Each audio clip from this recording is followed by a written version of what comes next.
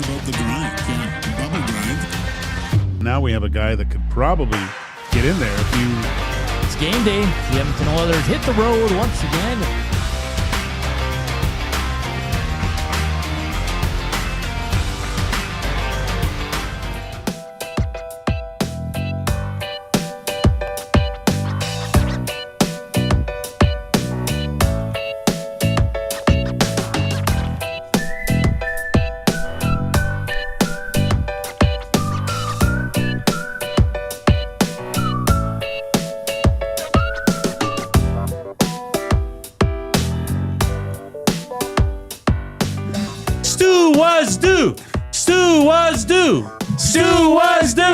Stu was due. No, Gage? No.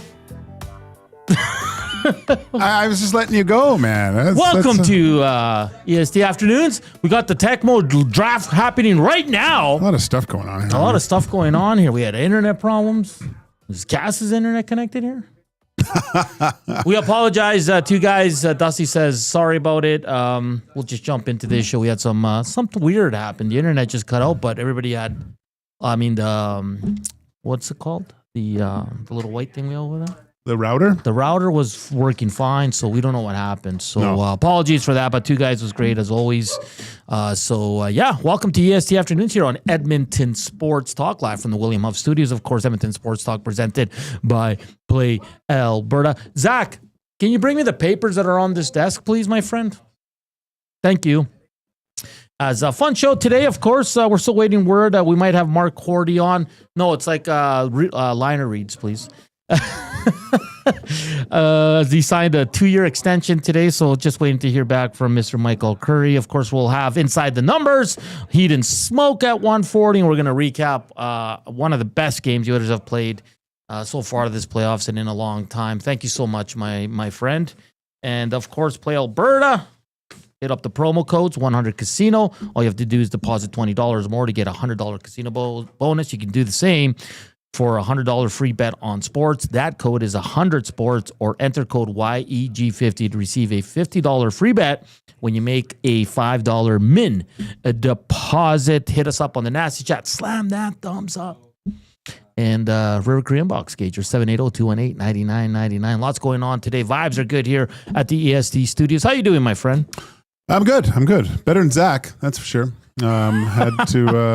Zach came in this morning. I was cleaning some stuff out. Yeah. And I thought of Zach. Of course you did. Because of his new show. The golf show.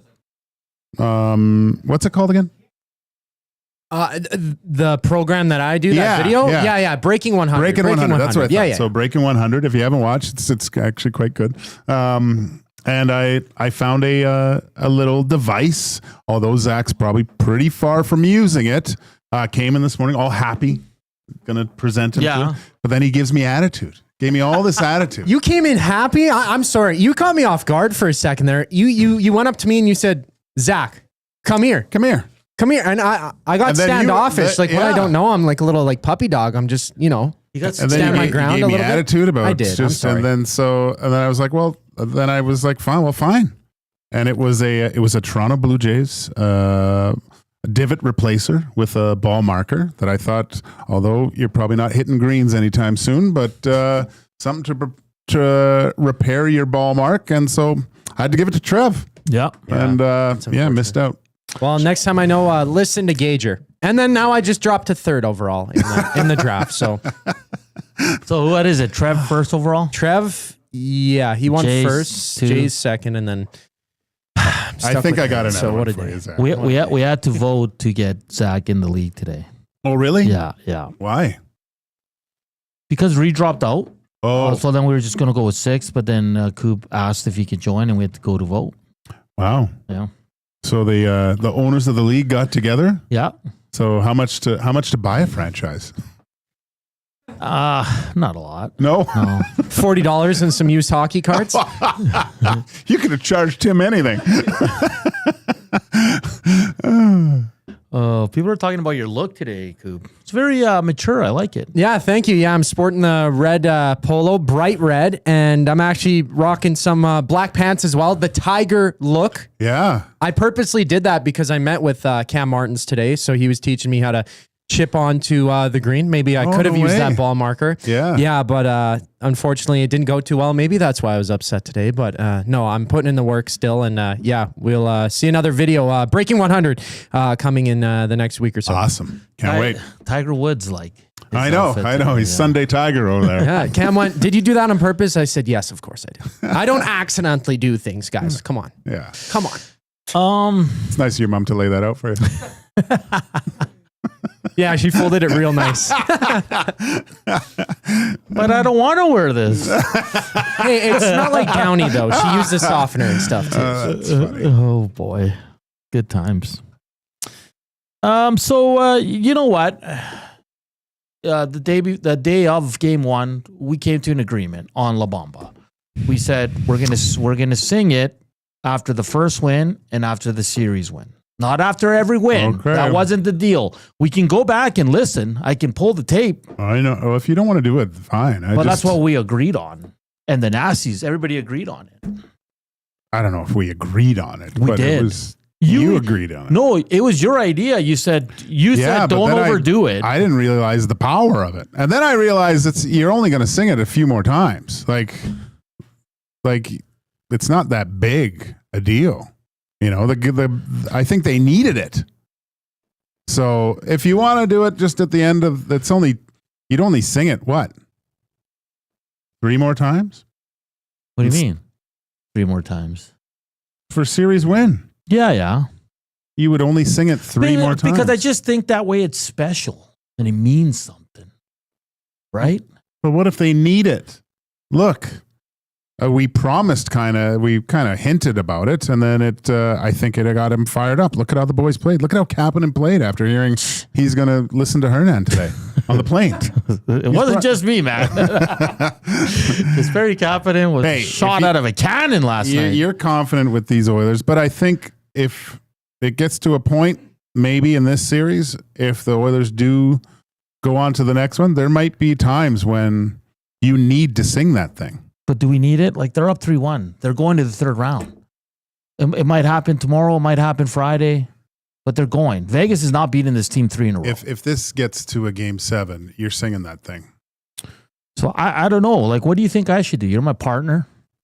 Well, I don't want you to feel uncomfortable. No, but just because we came to an agreement, and it was kind of your strategy to sing after the first win and after the series win. Well, that was way back, and you were shot out of a cannon. So I was like, I just wanted to pull the reins back a little bit, but I didn't know it would be such a hit. Oh, boy. So maybe we'll play it by ear, but we'll go with you, I guess. If let's. It looks all arrows are pointing towards that the Oilers are in a great position to end this thing, and maybe it's a celebratory La Bamba that we do. Okay, but I gotta say, every time I hear the song, all I hear is your voice now. Well, how about we sing it, but we got to hit a certain number of thumbs up because we're leaving what we planned out. Because what we're going away from what we decided. You said, like, the other day it was 150, then you moved it to 175, and then we got to 200. So I think it had to be like at least 200 thumbs. Okay. If you're going to grace the airwaves with those golden pipes of yours. We got up 186 watching. If everybody hits that thumbs up, we're only 14 away from La Bamba. That's the deal. 200? All right. Okay. Let's go. How about Stu What's Due? No one liked that chant? I liked it. That's yours, though. I Actually, it wasn't mine. I think Rip City Step. Oh, did he? The Pulse game. That was really good. Yeah. I gotta give him credit for that. You losing electrolytes there? What's with the drink? Hey, Big Uke says Hernan moved the goalpost. Salas. I'm not moving the goalposts. This was agreed upon, guys, for the second round. That's what we agreed on this show, and all the nasty signed off on it.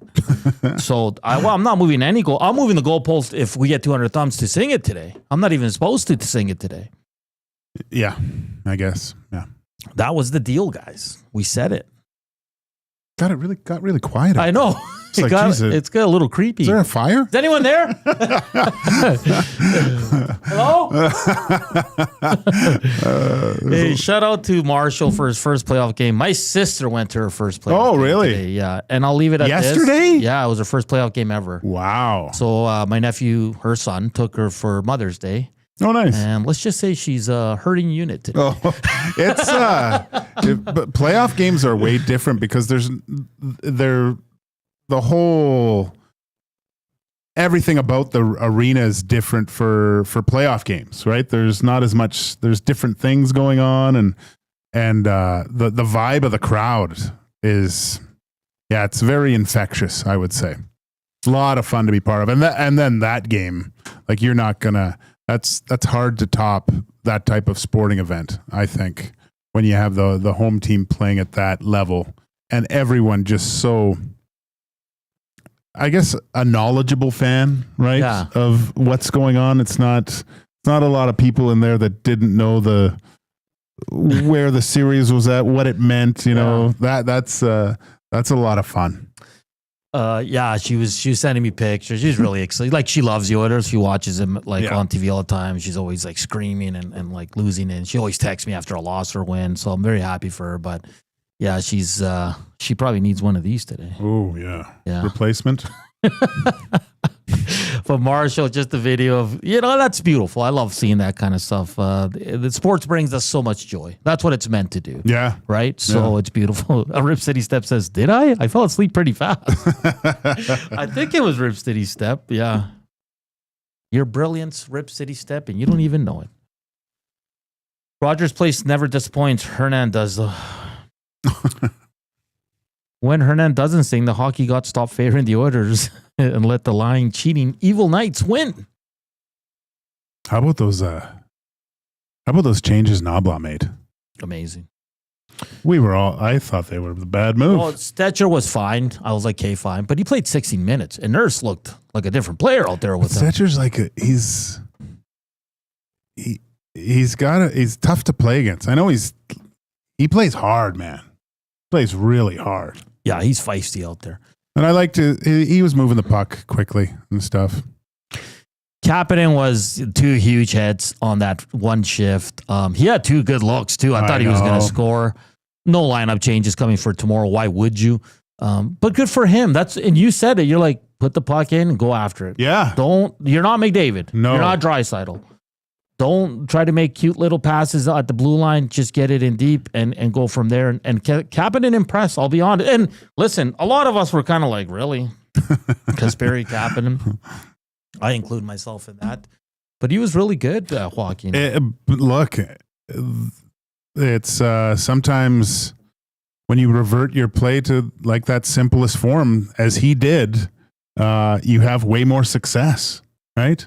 Like the physical play, it gets you engaged in the game a little bit more, and God, it would have been nice if he would have scored, but he actually, with that physical play, keeping his feet moving, playing simple, generated 2 really great scoring chances for himself. So, if he can stay in the pocket there and keep playing that way, well, he has to, right? You can't change the way you play. Like that's his recipe for success, especially with the line mates that he's with. Unbelievable. Then again, you got depth scoring.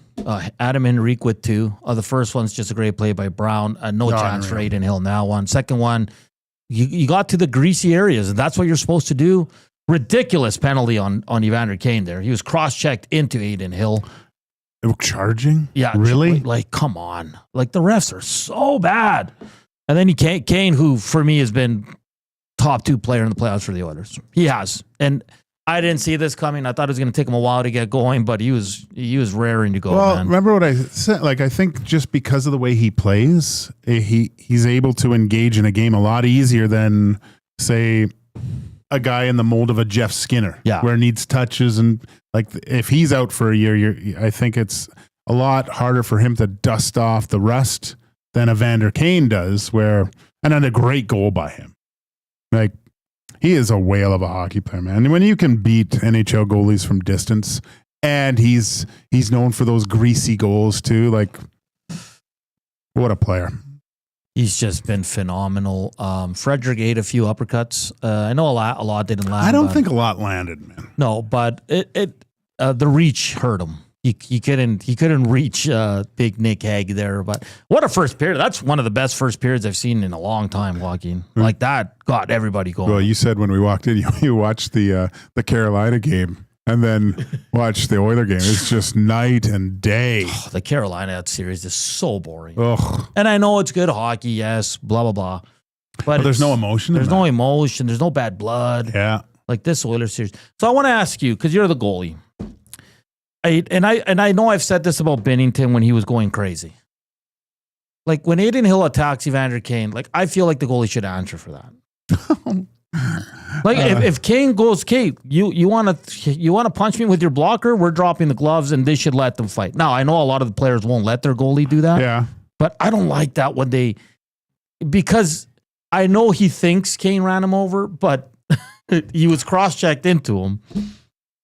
Oh yeah, as a goalie, you think that they did everything they could to hit you. Yeah, and when you watch the replay, Kane was trying to get out of the way more than trying to like fall on top of him. But I mean, in this type of situation, I know if I'm on the Oilers team and I'm Evander Kane and he comes at me, I'm grabbing him. Yeah. You know, like what am I supposed to do? Yeah. He's chucking blockers at me, or I drop my gloves and go at it with him for sure.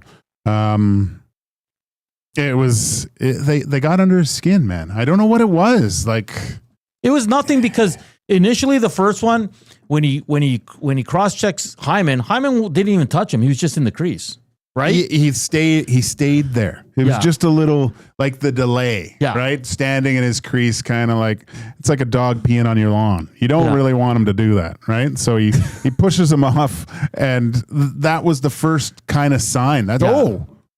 He kind of started it all himself, because if he just skates away at that point, it's a nothing burger, right? But now you know, so if I stop in the crease, hang out for a bit, this guy's going to get all ornery, right? And I like the way Hill played it, like get out of here stuff, and that's great. But there's a fine line, and that you need to walk as a goaltender, especially when you're getting involved in kind of things like that. You have to. Like your most important job is to stop the puck, not be a physical brooding force in net. And I'm sure like one of the coaches or someone at the intermission says, "Okay, you got to stop showing them that it's." I don't know if they say that. He probably realized it himself. A little bit of self-realization, but I think I would gather that with that veteran group of D-men saying like, "Hey, buddy, don't worry, we got this. We'll protect you." And that's what I mean. So it's like. Because on the third goal, they all chirped him going back. Like they all skated in front of him. They were, because even the Yamark play, like he sticks his leg out. Like he's looking to maybe get a call or something like that. Yeah, I wonder what happens. Like refs have to go in and review everything in between periods, right? So, I mean, kind of a good play by Hill to get a penalty, little dark arts, gets the power play. But what that also does is this is the fine line that you have to walk. Now, the next ref in this has probably reviewed the game prior.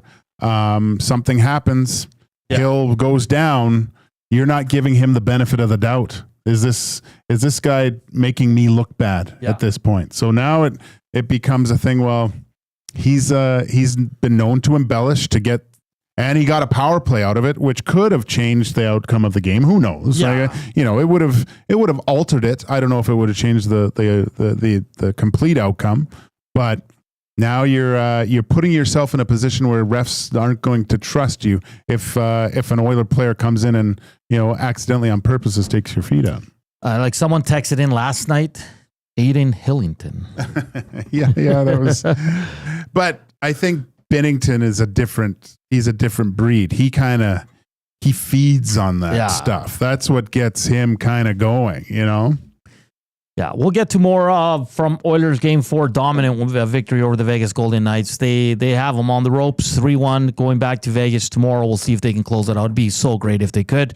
Just get some rest. We'll see what happens with Winnipeg and Dallas this evening. That's going to be a hell of a game as well. Miro Heiskanen will make his debut, his first game since January. What an addition in the second round for the Dallas Stars. We'll get to all that and more. And I got a bone to pick with the NBA as well. Keep slamming that thumbs up. Hit us up on the River Cree inbox. Hit us up on the Nasty Chat. Hit the subscribe button if you haven't done so. And we'll talk Tecmo League. It's about to start. We're going to be streaming live on Twitch, so it's going to be fun. And if you'd like to follow along on that, all good. The afternoon inbox is presented by the River Cree Resort and Casino, home of Tap 25 restaurant, where the entire menu is 50% off 7 days a week from 2 to 5 p.m. And we will have Mark Korte at 240. He's fresh off signing a 2-year extension that keeps him in Edmonton through 2027. He's been an absolute warrior for the team and a good Edmonton guy. And we'll get his thoughts on camp. Look forward to the season, and we'll ask him some Oiler questions as well. That's all coming up here on EST Afternoons. Here's Koob, Sports Update.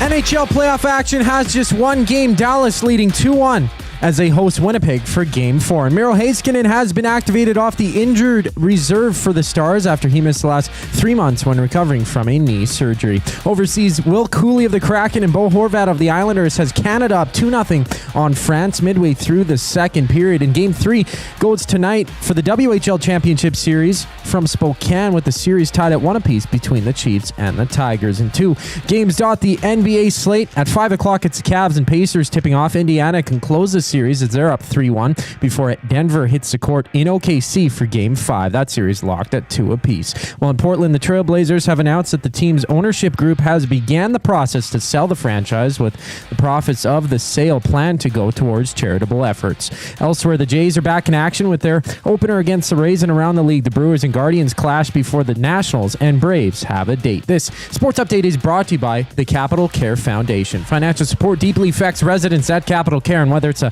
one-time donation or monthly contribution, every penny counts. Find out how you can donate at capitalcarefoundation.net. More NHL talk with Hernan Salas and Joaquin Gage brings us back on the other side of the break. I'm Zachary Koob, and you're up to date.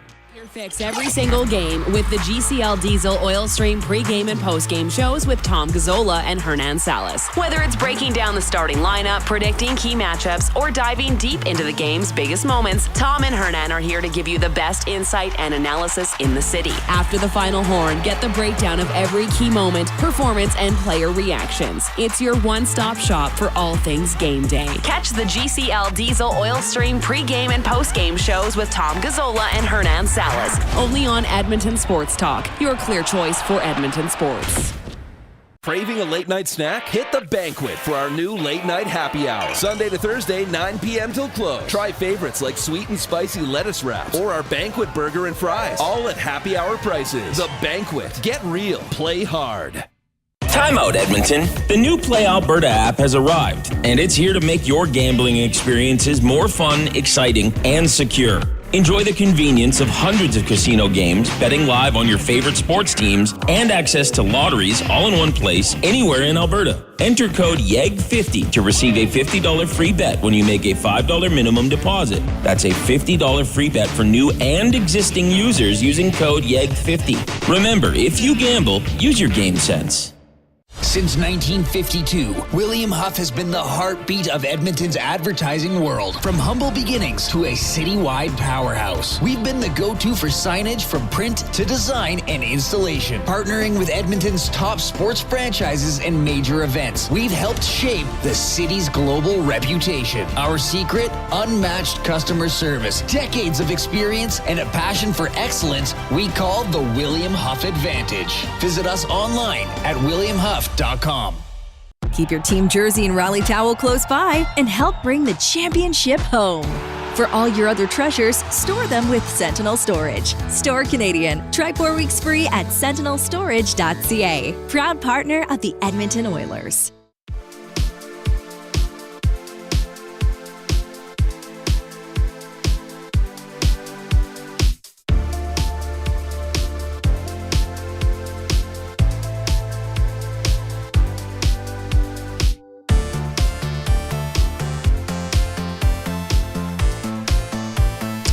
like this song, Koob. Very video game-ish. Yeah. Like 80s kind of vibe to it. We could just keep listening if you want. Let's go. 126, welcome back to EST Afternoons here on Edmonton Sports Talk, live from the William Huff Studios. Joaquin Gage Salas here with you. Got a few texts to get to on the River Cree inbox, 780-218-9999. Gager, Dave the Welder says, stay strong, Hernan, not until a series win. Oh, all right. Trevor Nerdry says, screw the plan, we need La Bamba. Jason and Leduc, just play the first one. We can just play the audio from the first one. Read the room, Hernan. Every win in the playoffs is special. Sully, sing La Bamba, you coward. Oh, man. So, I don't know, man. I don't know what to do. I don't know. How old is this? So, today, at 11:29, Elliot Friedman put out the new offer sheet compensations. Oh. You want to hear these? Give it to me. So, offer sheet with 1.5 AV, whatever, or less. No compensation. Okay. Between 1.5 and 2.3 million, a third round pick. Okay. Over the 2.3 to 4.6 and a little bit of change, second round pick. Between 4.6 and 7 million is a first and third round pick. Between 7 and 9.3 is a first, second, and third round pick. Over 9.3 and 11 is 2 firsts, 1 second, and 1 third. And over 11.7 is 4 first round picks. So, Oilers fans, what do you want for Bouchard? So you're going to get a lot for Bouchard. Yeah, because Bush he's starting at 16, isn't he? From what we hear? No, I'm kidding. But those are the... and he settled down in the playoffs, which is he's good looking for him. good. Yeah. Damn it. That's no good. That's no bueno, as we like to say in the business. But I think that Matthew Nyes is going to get offer sheeted. Yeah, Bouchard might too. Might. You never know, right? You never know. So does LA have 4 first rounders for Andrew? Kevin Holland. Oh yeah. I mean Kevin Holland. Kevin Holland. It's his brother. Ken Holland looks like he's going to the LA Kings. Yeah. So next year when they meet in the first round, I'm going to say, well, they're going to win now because Ken Holland. Oh, yeah. Right. He's going to build a team to just beat the Edmonton Oilers. Does he offer sheet anyone in Edmonton? Oh. Does he bring in a new coach? Oh, Jay Woodcroft? Oh. That would be something, eh? Wouldn't it? Then they sweep the Oilers in the first round. Stop it. But the Oilers are going to be Cup champions, so it won't matter. We'll still be celebrating that. Oilers win the Cup. We're good for another 20 years, man. I'm good. I did want to get to Aiden Hill again. Okay. He has not been good in these playoffs, eh? Was he bad yesterday? Well, I guess the one goal, the Kane goal, that's the one you want back. I mean, even Jack said on the broadcast, I believe, you got to have that one. Yeah. First one, tough, bang, bang play, low to high. That's tough. Second one, Skinner stopped us play like that, like kind of the scramble at the side of the net, and they bang away at it and goes in. Skinner made a great play. It was the one where Eichel, gosh, he's a good player. So good. Eichel, I don't know if he meant to do that, or because if he did, it was a very elite play. Like the puck came off the boards and he just skated through it. Yeah. And that was unbelievable. And they got a quick chance, but Stu, solid, closed everything up, got the save, so it was kind of like that other one. But no, I mean, if we're thinking back to the time when he went in for Brossois a few years ago, he changed the series, and it was just, man, yeah, it was so weird because if Brossois is in that series, the rest I think the Oilers find a way to win. And even if it was Quick the other goalie too at that point. He was, yeah. So I thought they were going to go to Quick because Quick was on the bench, right? Yeah. So I thought, oh, no problem. But then they went with this hulking brute that completely shut the Oilers down. It's crazy to say the best goalie in the series has been Stuart Skinner. What? Stuart was good. He was great last night. But Calvin Pickett's been the best goalie in the series. He was really good. He wasn't great. Okay. Did you see that this Vegas bar put up a billboard here? Oh, my God. Okay. This is what I want to get to. Yeah, okay. I know it's all and good fun and all. You can't do that when you're still trailing in a series 2-1. Am I off my rocker, Joaquin? You do that when you win the series, man. I liked it. I won't lie. I thought it was cheeky. I thought it was funny because I went to McDonald's for dinner and I was driving and I saw. I was like, what? Who put that up? I'm like, that's awful. But then I find what was the Parkway or something like that? It was Ken Belke was on pregame and he knows the bar and he goes, yeah, they like to have fun and stuff. I'm like, I wanted to jump in there, but I didn't want to, like, you don't want to be that guy, right? So I was like, yeah, but you don't do that when you're still losing a series. Well, maybe it was to create panic and chaos, right? Got to do something. It was great. I liked it. I really liked it. Original. I mean, I probably won't. I'll go to Reno now instead of Vegas because of that. It was, I thought it was too much, man. You don't do that. That's just bad juju. It is. People could say the same of you not singing. So no, but this is what bothers me about singing. We had an agreement. I'm not moving the goalposts like Big Uke said. And the funny thing is, you came up with the plan because you said I did not. You said don't overdo it. Well, I thought we were just going to sing it like 3 times an episode because it was so. You like to be the center of attention. Oh, boy. John Carlos says other teams should do that more often. Good for us. No, listen, I get it. It's a good chirp. I thought it was funny. It's great, man. I'm just saying, you usually don't see that when your team is still losing the series. And plus, if the Oilers go on to win this thing, do you not think that people going down to Vegas are going to go to that place with their Oiler jerseys on and just crow about how they beat the Golden Knights? Like it's a win-win for them. Yeah. See, now Big Uke says you can't overdo her bump. Hey, I want to get to this, and apologies. I know people are going to lose their minds because I'm going to talk some association. But Gager, I'm sorry. What happened yesterday was beyond ridiculous. What happened? So it's a draft lottery. Okay. Dallas Mavericks had a 1.8% chance of winning the lottery. Yeah. Guess who won it? Dallas. Conspiracy right now. The Dallas Mavericks forced Nico Harrison to trade Luka to the Lakers and promised them the first overall pick. I can't take it anymore. When LeBron James and a lot of stars around the NBA are putting laughing emojis like, come on, or you got to be kidding me. This is a inside job. It is ridiculous. Your thoughts? No, I think you're crazy. It's luck. Lady luck. I don't buy it. Because you know why I think they were, because no one saw this Luka trade coming. No one. And until this day, no one understands why they traded Luka. Now we know the league made them. Because the league made them do it? Yeah. Traded to Luka. The Lakers. Why? You're telling me they didn't want to save $100 million by trading a star player on a Supermax deal, though? No, because they knew they were getting the first overall pick, who's going to be a hell of a player. It's that kid from Duke. Oh. Cooper Flagg? Yeah. And now Nico Harrison looks like a freaking genius. Get out of here. This is so rigged. It is rigged. Shame on the NBA for letting this happen. Seriously, this is beyond ridiculous. There's going to be a 30 for 30 on this because the league set this up from day one.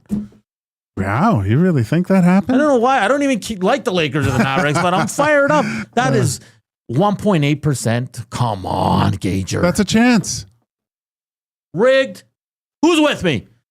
If that happened in the NHL, we'd be losing our freaking minds, man. Didn't it kind of happen? Yeah, didn't it kind of happen? What, 11% that... Okay, but 11 compared to 1.8? Well, it's not 0.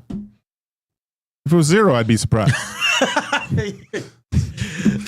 This is rigged. Anyone agree with me or no? Am I out to lunch, Coop? So you're saying there's a chance? Oh, man. There's a slight chance, and it happened. Nico Harrison sold his soul.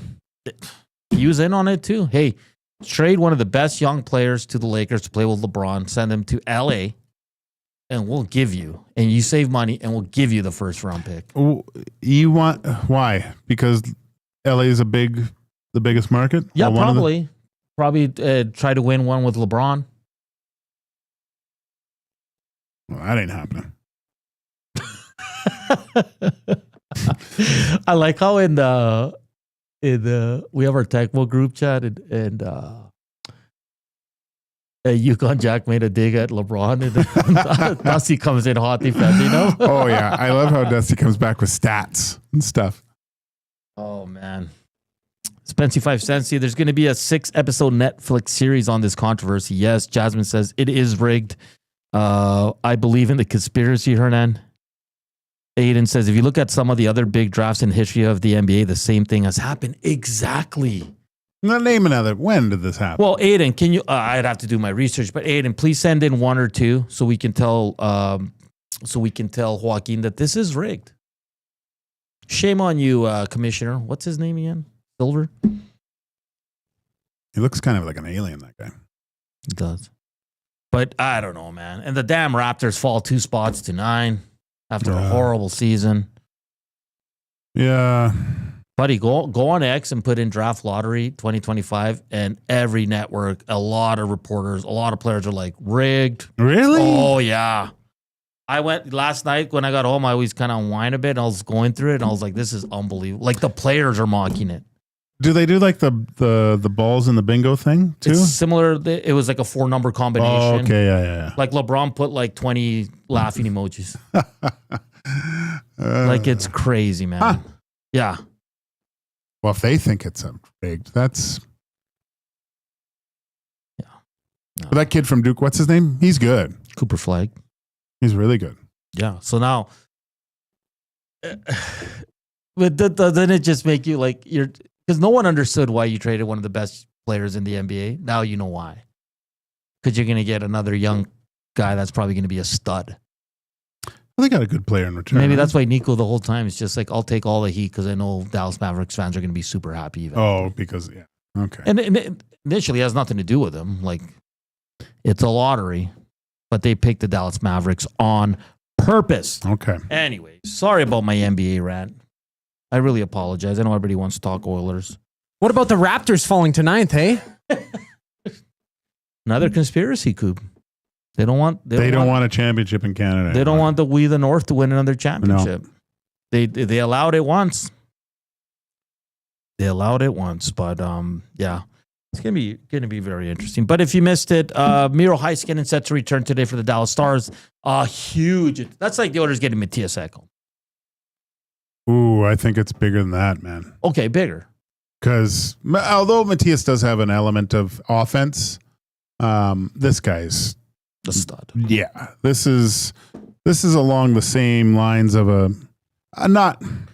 closer to a Makar and a Quinn Hughes, where they just dominate from the back end, right? And so much offense. Now you have like that Harley is nasty. He's awesome. Scored last game. Now you have 2 legit number 1 defensemen on your team. That makes it no. What other team has 2 number 1s like that? Not a lot. Let's say this before the Jets crowd joins. Oh, whoops. Yeah. Sorry. Stolar's back on the ice. First time since his injury. Still no timeline on his return. And did you hear Snoop Dogg? Snoop Dogg's going to play the BC Lions home opener and the Elks are there? What? Yeah. He likes coming That's up my in that guy, group. man. I got lucky, though. I'm not going to complain. I got to see 50 and LA right, Jim when they're down there, so that's pretty cool at the stadium. That's good. So Aiden says Derrick Rose going to his hometown, Chicago, when the Bulls had 1.7 chance. The Cavaliers getting the number 1 pick after LeBron left that summer prior. See, there's a lot of good ones, man. Chris says, hearing that Ice Cube and Josh Clausen are opening for the Elks. Hey, but North Shore gets the main act, though. Oh, Jay's yeah, back. Yeah. So Snoop Dogg is going to be at the BC Lions home opener. That's pretty damn cool. All right, guys. Coming up next, we'll test our trivia once again. I think Gager's on a 3-game win streak here. You've defeated me quite handily. Really? Yeah. So we'll see what Koob has in another round of Heat and Smoke. That's all coming up here on EST Afternoons. Portions of this hour brought to you by the Canadian Brewhouse. Make your birthday party legendary at the CBH. Epic food, killer drinks, and a vibe you can't beat. Plus, get free nachos with their app. Book your party now. The Canadian Brewhouse. Our house is your house. We're back after the break. Here's Koob.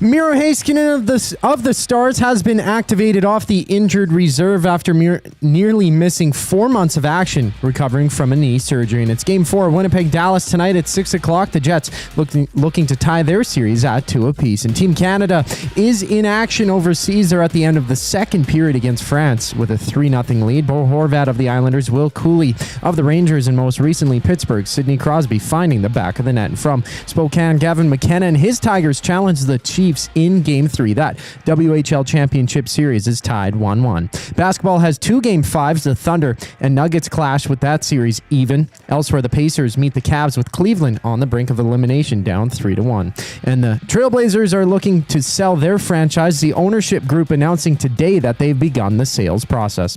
Out east, Toronto and Tampa battle in their opener of their 3-game series. Jose Barrios takes the mound for the Jays with first pitch just after 7 o'clock. This sports update is brought to you by Gimme Virtual Golf with 240 unique courses and technology that automatically tees the ball up for you. Gimme Virtual Golf is where innovation meets the game.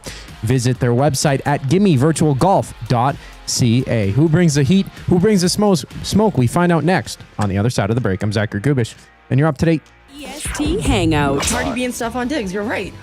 They're dating? How did I know this and you didn't? Preet knew this and I you didn't didn't. know that yet. How did we know this and you didn't? Mania. That's what The two of us know this and you don't? I know.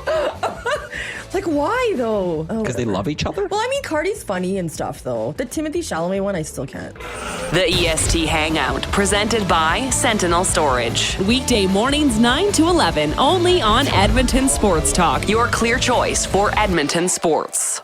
Your home for great performances is the River Cree Resort and Casino. My mother used to let us not lock the doors. She's like, if you're locking the doors inside of the house, it means you're doing something you shouldn't be doing. Yeah, that's why we lock the doors. Host of the Bad Friends and Whiskey Ginger podcast, don't miss Andrew Santino, Freeze Peach, live at the River Cree May 22nd. Michael, what are you doing? We have locks on the outside of the house to keep criminals from coming inside. There's no criminals inside of this house. Yes, there are, Karen. Get your tickets at rivercreeresort.com. Excitement, bet on it.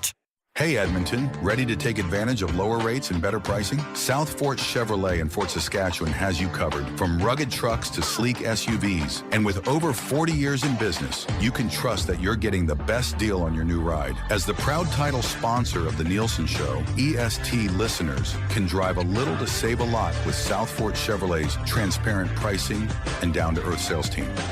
Visit us today in Fort Saskatchewan or online at southfortchev.com. Looking for quality building materials and friendly advice? Visit us at Windsor Plywood Leduc, family owned and locally run since 1993. From interior materials for doors, flooring, baseboards, and all the finishing touches to all you need for your outdoor projects like cedar lumber for decks and fences, plus all the plywood you'd need. Our full-time on-staff carpenter can help with anything odd-sized or custom, and from domestic hardwoods to exotic selections, we've got you covered. And if we don't have it, we'll track it down for you. Windsor Plywood Leduc. We're the experts you need to know.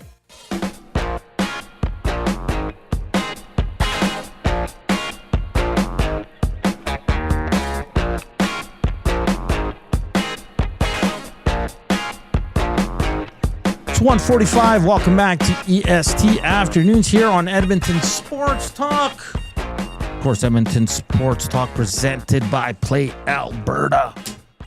Go to Play Alberta, left side, Edmonton Sports Talk. You'll see all the bets created by Dustin and Jay, and I think Big Uke has his crew there with the on Discord.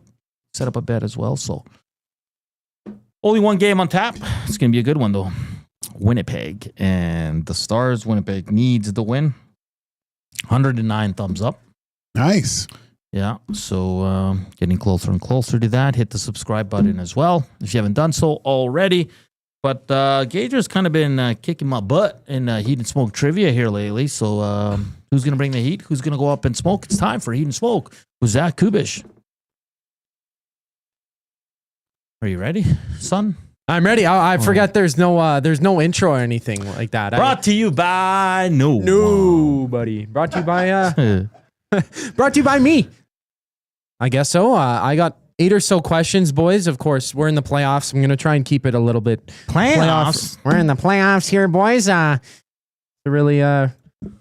really good sight to see. But no, all these questions are playoff related, besides actually one, which is a tiebreaker if needed. Of course, you know how crazy some of my questions go. They've gone a little bit less deeper. We're not going back, I think, to the 40s. None of these questions are going to be World War II based NHL questions. So, well, a lot of crazy things happen in there. Well, seriously, a lot of players had to go over the season, stuff like that. There's a lot of rabbit holes you can go down with 40s NHL. Okay.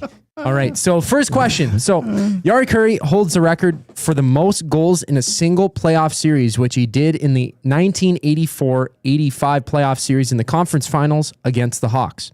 In 6 games during that series, how many goals did Jari Kurri have against the Blackhawks? And Gager won last.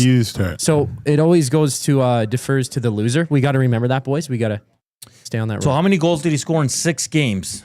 Yeah, in 1984-85. 17. 17. That's a lot of goals. A lot of goals in 6 games. Gager? I'm going to go a little bit lower than that. This isn't lacrosse. I'm such a. I'm going to go 9. 9. 9. That is wrong. So no, 9 because. So we get another chance? Yeah. Let's. We got time. 11. 11 is not correct. 8. 8. No. Okay. It was 12. Damn it! 12 goals in 12 6 goals. games, which is fantastic. 15 total points. One of the greatest goal scorers, of course. One of the greatest goal scorers all time, just generally. So 2 goals a game. Yeah. What you're saying. Is exactly what I'm saying. Is what you're telling us. That is what I'm telling you. So the second question, because you guys didn't get that first one, right? Yeah. Besides Jari Kurri, who has the most goals in a single playoff season? So in a single playoff season. Player? Like second. It's my turn. Like no, I know, but like career playoff. No, In a series. In a series? Or Sorry, in a playoff season. In a playoff year. Okay. In a single playoff year. So Jari Kurri tied this player with let me see, with 19 goals. Which other player had 19 goals? Because I am going to go with Joe Sakic.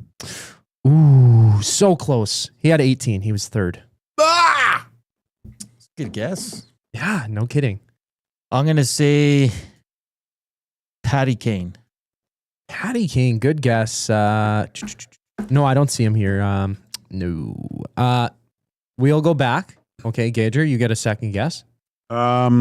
Let's go with. Now, before you pick, sorry, this is an old school player. This is an older player for sure. Yeah, this will be old. I know. Stan Mikita. No. Yeah, I'm gonna go with the Mario Lemieux. Mario Lemieux, good guess. He's 11th on the list, actually. It's Reggie Leach. Oh, of the Flyers in 75-76. In 16 games, he had 19 goals. Should have known that. The boys call him Reg. Reg. Do they? No, I don't. Never heard that. Right. Who has the most goals by a defenseman in their playoff career? I'm not sure if we've asked this question before, but who's the most scoringest defenseman? Who has the most goals? Who has the most goals all time in their playoff career? Which defenseman? Which defenseman? And Hernan, you gave the last kind of. No, you're first. Okay. Okay, Ray Bourque. Ray Bourque, great answer, but no, he's 4th on that list. Defenseman with the most playoff goals is Dennis Potvin. He's 2nd, Gager. Mother. He's 2nd. Hernan, we'll go back. We'll have 2 guesses for each of these, okay? Okay. Paul Coffey? Yeah. Paul Coffey. He had 59 goals. Wow. In 194 games played. Dennis Potvin had 56. Oh, man. I know. Dennis. Your game up. Yeah, come on, Dennis. Just needed a hat trick to tie. All right, that's Hernan 1. Yeah. Yeah, let's go. Let's make him happy, all right. too. Oh, this mouse is bugging out. I'm using the old mouse still. Anyways. Gage 0. I think my pen's running out. Yeah. Oh, mine too. Okay, next question. Second to Paul Coffey, because he's obviously offensively dominant. Second to Paul Coffey, who has the most goals in a playoff year. So in a single playoff year, Paul Coffey had 12 and 18 games for the 1984-85 Oilers. But who's second on that list? Second in that is going to be Brian Leach. Yes! Let's go. He had 11 goals. 94? In 93-94. Yeah. When they won the cup. I know. Yeah. In 23 games. Broke my heart. So Salas, Mr. Salas, you get the first crack at this next question here. Which player has the most penalty minutes in their playoff career? Oh my gosh. I know this is going kind of deep. This player played over 150 games in the playoffs. Of course, you got to play a lot of games. He had over 700 penalty minutes, actually. But which player has the most penalty minutes in the playoffs? You better get it because I know it. Do you? You're that confident. I'm Evander Kane blowing through your crease right now. Blowing you up. Most penalty minutes in playoff history? That's the question? Yes. Which player? Time's running out here, Hernan. You got about 5 seconds. Time's up. Dave Semenko. How about new? The player with the most penalty minutes in the playoffs is Dale Hunter. Yes! Damn it. How'd you know that? Don't know. I figured because he blew up Turgeon. He got a lot for that. Is Marty McSorley in that list? Marty McSorley. I don't see him in the top 10 here. He's 15th. He has 374 penalty minutes in 115 games. Chris Nealon? Nyland. My apologies. He was second on that list. He was good. Yeah, he had only 111 games played in the playoffs, 541 penalty minutes. But Dale Hunter, 731 penalty minutes. He was penalized 266 times through 186 games. All right. Gager leads 2-1. Just like the Oilers. Yes, he does. Fight back from behind, baby. Yeah. You're better with their backs up against the wall. Yes, you do. My go. What? My go. Okay. Which player... Sorry. Who has the most goals for a rookie in a playoff year? So you have to be a rookie going into the playoffs. Which rookie player has the most goals in their rookie season during their first playoff year? I'm going to go with former teammate Paul DiPietro. Paul DiPietro. New. As a rookie in the playoffs, who has the most goals in a single playoff year? Timo Solani? No, actually. It's not listed here. Gager, second crack? I will go with... Man, that's a tough one. Rookie, hey? Yeah, it's got to be a rookie. Rookie, first year. Pavel Bure? Pavel Bure is not correct. Yager. Yager, that's a good guess, but no, it's Dino Ciccarelli. Cisso. And he scored on me once. Yeah, he had 14 goals in 19 games for the Minnesota North Stars in the 80-81 season. Also had. Is he a Hall of Famer? I think he's not sure. Let me look. Actually, Reed. He's up there for sure. Is Dino Ciccarelli a Hall of Famer?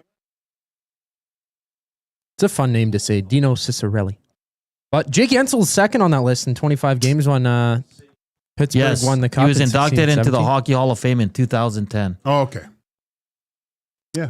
Yeah, no, we have a show here, 1 to 3. Yeah. Jesus. Jake Ensel was second. He had 13 goals. Like my cousin calls him, Dino Ciccarelli. Ciccarelli? Yeah. All right. Which player has the most points in their first playoff season. Hold on, let me see. Let me do this again. So as a rookie, which player has the most points in their first appearance to the playoffs as a rookie?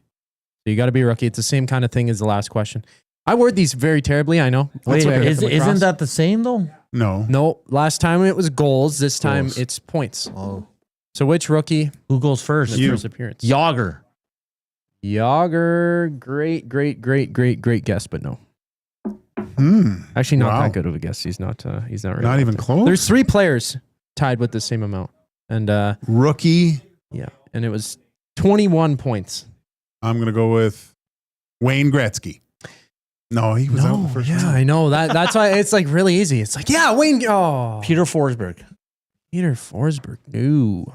Damn it. I know some of these are very, very surprising. Who was on a juggernaut when they came into the league and got... Maybe think Red Wings, Gager?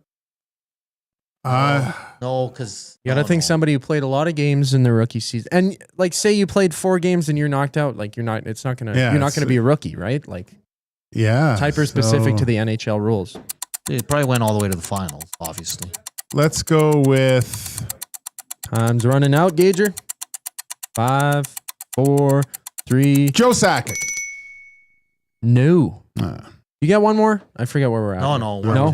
Dino Cicerelli once again. I know, but there's 3 players. Jake Gensel was there, and I'm going to butcher his name completely. It was a 09-10 season for the Flyers. Ville Hentunen. Ville Lino. Oh, Lino? Ville Lino? Really? Lino, yeah. Really? Yeah, he also had 21. Yeah, 7 he goals, 14 did. He assists. lit it up. I remember. And then he got a nice contract and fell off the... It's Jay Leno's kid. It's unbelievable. He was, all right. There's 2 other players that have scored a go-ahead goal in regulation later than Riley Smith did it against the Oilers in Game 3. Koob. Shoot. There's 2 players that have scored a later goal in regulation. Go ahead. Can you name one of the 2 players? You know this? I do. Yeah. I'm sure you would know that, Hernan, but yeah. Late goal.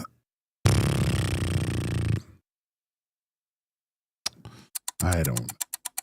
Ray Bork. I mean, I like we always just say Ray Bork.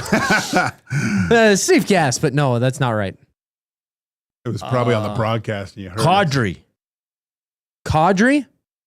Is that what you said? Yeah. Yes. Yeah. And UC Jokinen as well. Yeah. That was my second guess. Ah, shoot. So UC Jokinen has the latest. Didn't he play for the Oilers? Go-ahead goal in, yes. He played like 4 games or something for them. He was he played for 4 teams that season. Jeez. The Panthers, the Canucks, the Oilers, and then one other team, I think. But UC Jokinen has the latest goal that was in the quarterfinals against the Devils in 09 or 08-09. And then Nazem Kadri, 1920, against the St. Louis Blues. Oh, he scored late? He scored late, yeah. It's 2-1. How many questions left, Coop?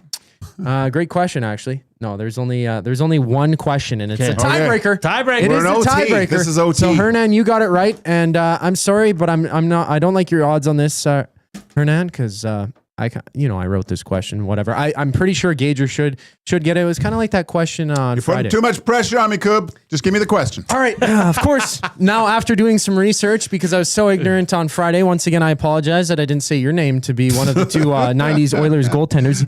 Joaquin Gage, our very own Joaquin Gage, made his NHL debut with the Oilers in the 94-95 season. Who was the captain that year?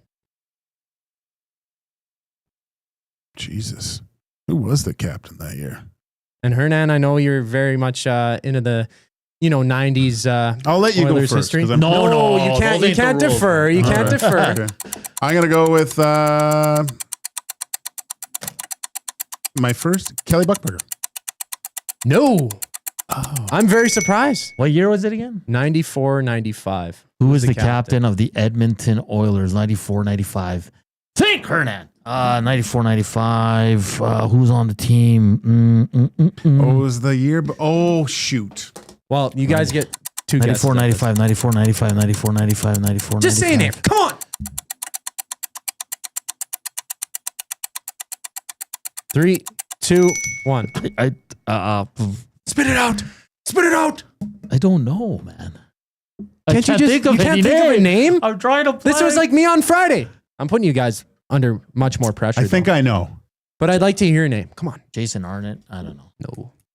Shane Corson. Yes. Let's go, Gager. Let's go. Course. Thank you, Course. You won again.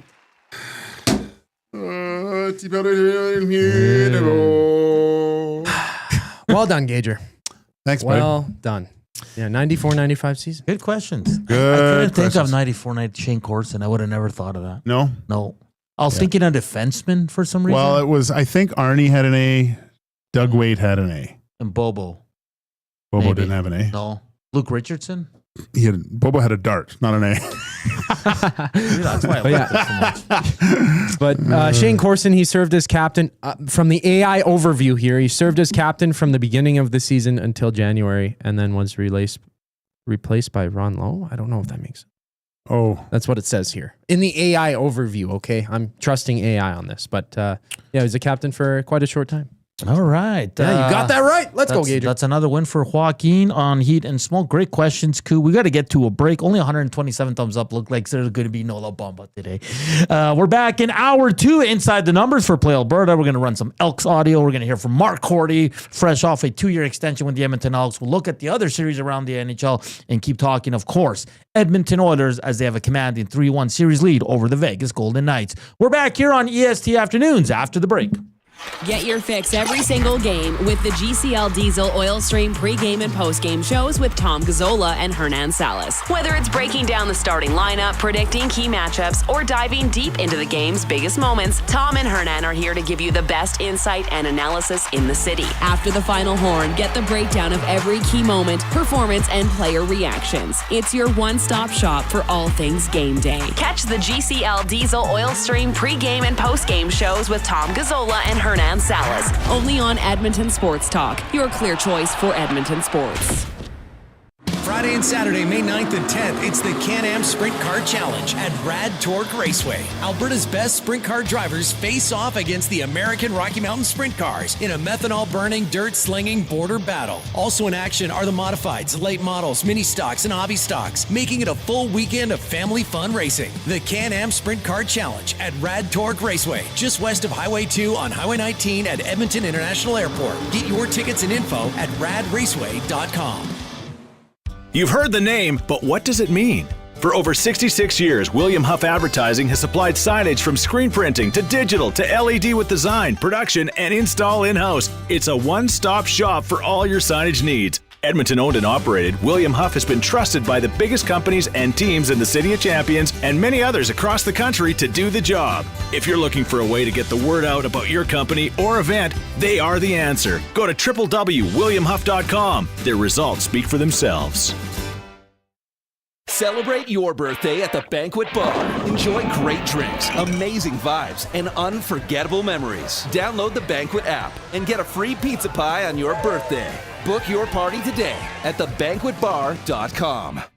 Looking for a winning strategy for your retirement? Contact me, Joaquin Gage at K4 Financial, where expertise meets dedication. I will always look for a careful approach to your retirement, ensuring your financial future is secure. From tailored strategies to clear, actionable advice, I'm here to guide you every step of the way. Don't leave your future to chance. Get in touch with me, Joaquin Gage, today at k4financial.ca or email joaquin.gage@k4financial.ca to start planning for a brighter future and a more secure retirement.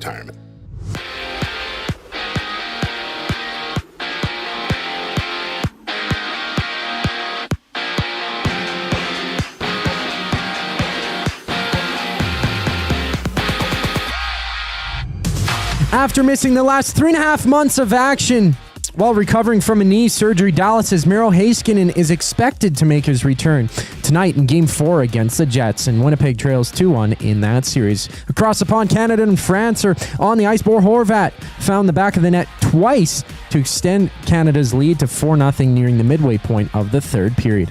And Game 3 of the WHL Championship Series goes down tonight from Spokane, with the series tied at 1 apiece between the Chiefs and the Tigers. 2 games dot the NBA slate at 5 o'clock. It's the Cavs and Pacers tipping off. Indiana can close their series up 3-1 before Denver hits the court in OKC for Game 5. That series locked at 2 apiece. In Portland, the Trailblazers have announced that their team's ownership group has began the process to sell the franchise, with the profits of the sales planned to go towards charitable efforts. Elsewhere, the Jays are back in action with their opener against the Rays around the league. The Brewers and Guardians clash before the Nationals and Braves have a date. I'm Zachary Koob. That was your sports update. The second hour of EST Afternoon starts right now.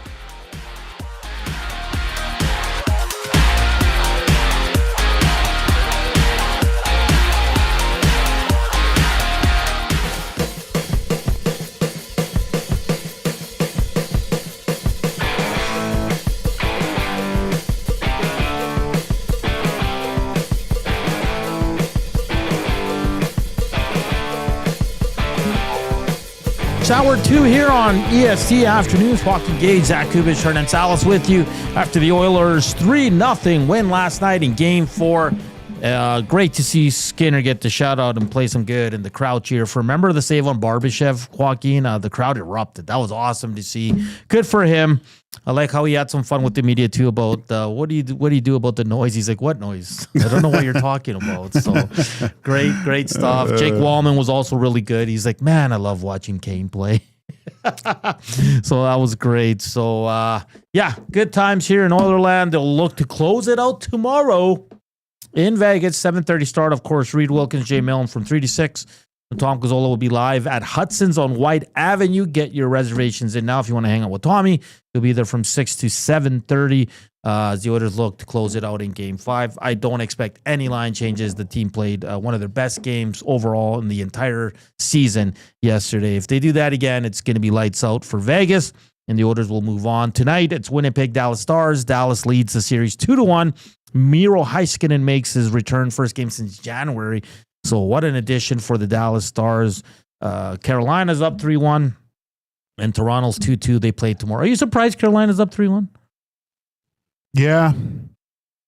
But didn't we remember before the playoffs, we both said, like, I just can't see Washington going on a run. They were very similar to Winnipeg. Like, nothing went wrong for them during the season.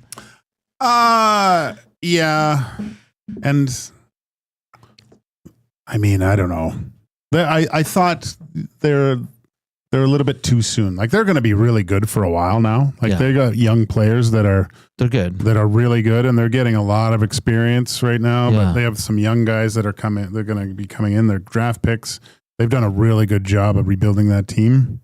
But, and I mean, I don't know. Like Logan Thompson, he had a great year, right? Yeah. And he's still playing all right. And I don't get that series. Doesn't look. There's no like we said, there's no emotion to it, right? Buddy, like I was watching a bit yesterday, and like it doesn't feel like a playoff game. It's like a regular season game. Seriously. You know, and like announcers you get accustomed to certain people, you have certain preferences. Yeah. But I mean, a lot of times I don't even listen to the announcers during games. I just watch it with the sound off. But I do like listening to Jack and Louie.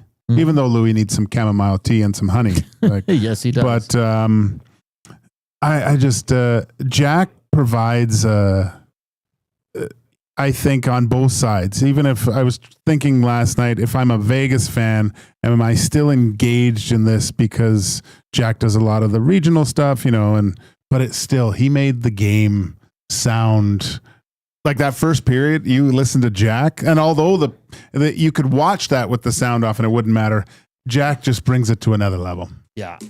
No, it's good. I don't think they'll be moving on to the conference finals though. So yeah, we'll see what happens. We will see what happens. There was something in the Nest chat. Sorry, can I just get to this real quick? Yeah, of course. It said Ian, the former Boomer, George Burnett stripped the captaincy from Corson.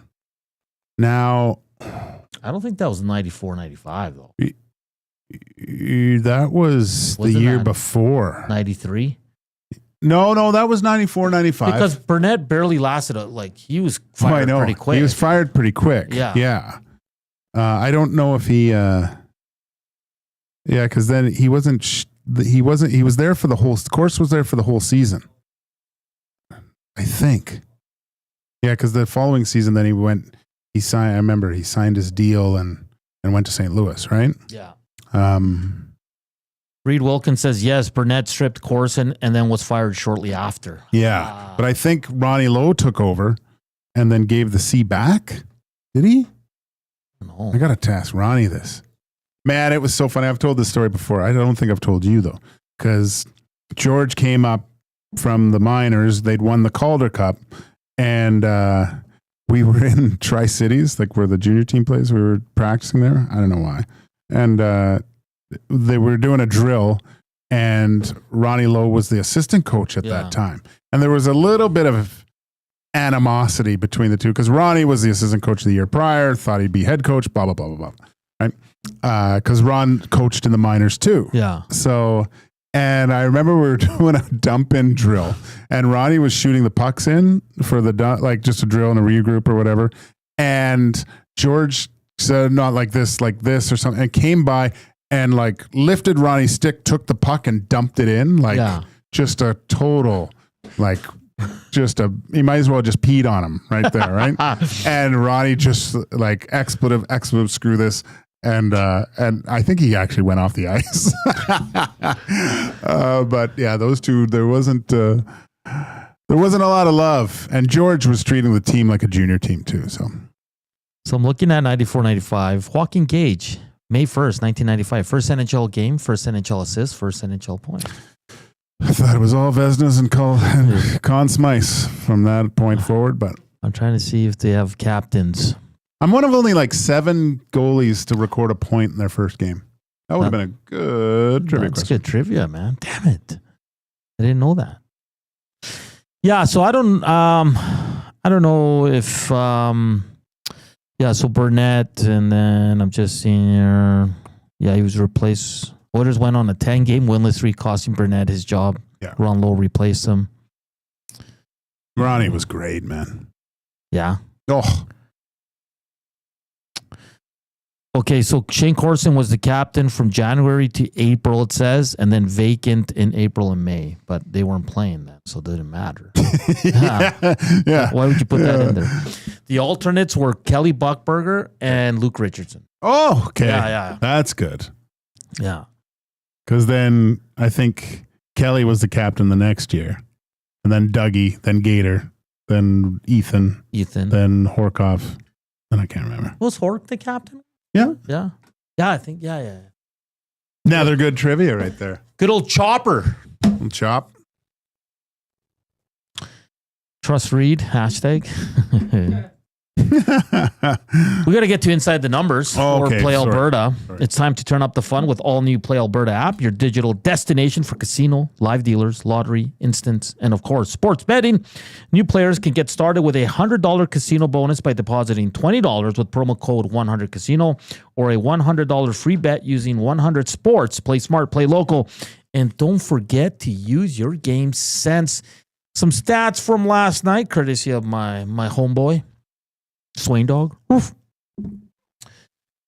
Hyman has more hits in 10 playoff games than the entire regular season. Do you know how many hits he has so far? Hyman? Yeah. Ooh, I'm probably 60. 65. Whoa. Wow. I was going to say, can I take a guess? Oh, I'm sorry. No. What were you going to say? I was going to ask. I knew he entered yesterday with 61. Now he has 65. So, yeah. And then the regular season, he had 59. Wow. Oilers' first time in 10 games this postseason that they didn't trail at any point in the game. How crazy is that? So when they scored first, were you like, oh no? I was like, crap! What are they doing? Don't they know any better? It's kind of funny. I felt kind of the same way. Then they scored 2, and I'm like, uh-oh.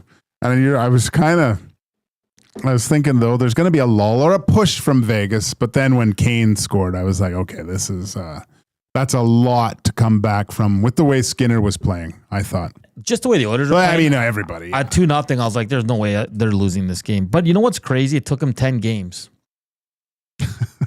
that they didn't trail at any point. That's why I think something special is brewing here in Edmonton. I do. Like, no number one defenseman. they've had to use both goalies. Special teams has been kind of hit and miss. The top two dogs are playing good. They're not playing great yet, and the Oilers are still rolling.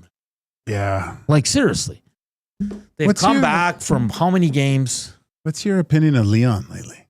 These last 2 games, I find that he's struggling. Yeah, offensively. I thought he was good in his own end. He was more responsible with the puck. But there's something off there, and Tom confirmed it. He's not hurt. Yeah. He's been told he's not hurt, so we got to stop assuming that's why. That sometimes players just go through a rough patch, I guess. But that's what bodes well for this team is McDavid and Draisaitl haven't even gone off yet. No. And the Oilers are still kicking butt. There's some pretty nice plays by McDavid, though. Yeah. Yeah, no, for sure. But they're not their usual self. Like yesterday, neither of them scored, and the Oilers won 3-0. That's gotta be weird for them. Well, they're probably like, finally. But no, I mean, because really, how many games this year can you really say that you got the efforts that you've seen in this series twice, game 1 and last night's game? It's everyone. It's everyone involved. In the regular season, this guy's playing well, that guy's playing well. This guy didn't have a great game, but they still managed to win. It's very refreshing to see a complete game by this team. You know, when Rico Enrique scores, we're going to start singing Rico. Suave? Suave. Remember that? Yeah. Do I remember that? I danced to that. We're going to get the clip, and we're going to start running it every time he scores. He never scores, so we'll probably never play That's it again. a good idea for a goal song. Yeah. Dusty, if you're listening. Rico. Suave. All right. Kulak had the most giveaways by an Oilers defenseman in a playoff game since 2006. He had 6 giveaways last night. Who? Kulak. Oh, really? Yeah. That's too bad. I didn't even notice him. I love Kulak. I never see anything wrong with him. He's my favorite, man. I love Kulak. And then Jake Wallman is tied for the best plus-minus over the first 10 games of a postseason by any defenseman since 1988. He is a plus 13, Joaquin. Wow, those are like Chris Pronger numbers, aren't they? He's been really good after struggling early in the series, man. I think he's getting up to speed with it because this is he's only got a handful. Does he have, what is it now? So 6. So yeah, it's 11 playoff games. Do you 10. have? Who? No, Wallman. 10. I don't think he's ever played a playoff. I thought he played 1. Let me double before. check for you. He played for the Blues. So he played 1 before, right? He has appeared in the playoffs. I don't think he was. Jake Wallman? Yeah. Yes, he's appeared in the playoffs before. When the hell was he with the Blues? Where was I for that? Don't know. Damn, Koob. Look, Koob's just bringing out all the facts. I said it first. I didn't know Jake Wallman played for St. Louis. Oh, I didn't know it. He got When it. did that happen, Koob? I'm looking at it right now, 2021 season. He played 1 game for them. Explain it to me. Well, he was drafted in the 3rd round, 82nd overall in the 2014 NHL entry draft from St. Louis. And then I'm blown away. He actually was there for 3 seasons. I'm not even lying, guys. I'm blown away. I didn't know he played for the Blues. I didn't even know that either. I thought he was just with San Jose the whole time. Frig. Well, he was on the Red Wings for 2 seasons. What? How old is this guy? He's 29. 29. Yeah. From Toronto. All right. Well, anyways. Are you sure? This is 11 games, right? 11 games he's played now? Yeah. And I think he's finally getting up to speed.